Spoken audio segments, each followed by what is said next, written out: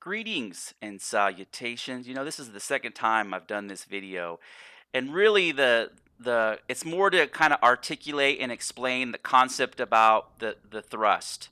And reason being is so right now your max jump is 30K.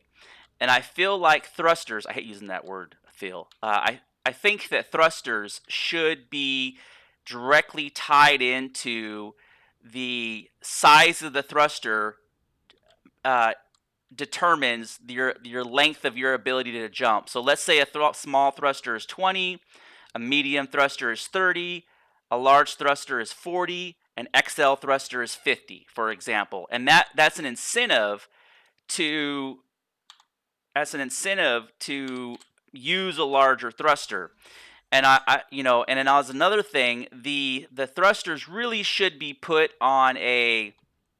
Oh wow, this killed everything in here.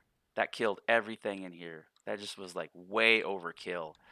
Um, and then also the other piece of this is the CPU's usage.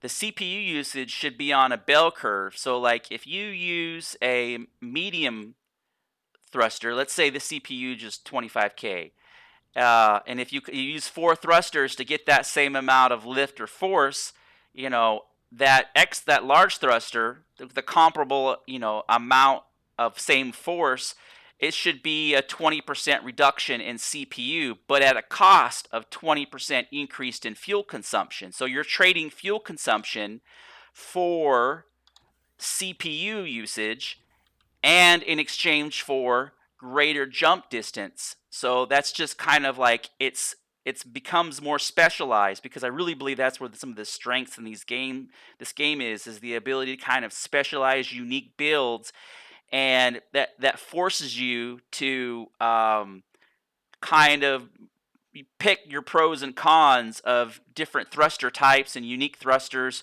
I'd also like to see like unique alien adaptations also.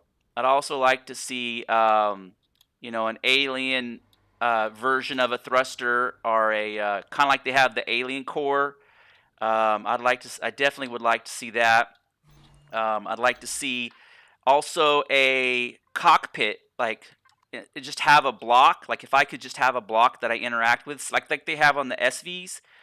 I would, but for the CVs, just a cockpit, one block cockpit for the CVs. That would be really nice. I would like that. Are my lights off?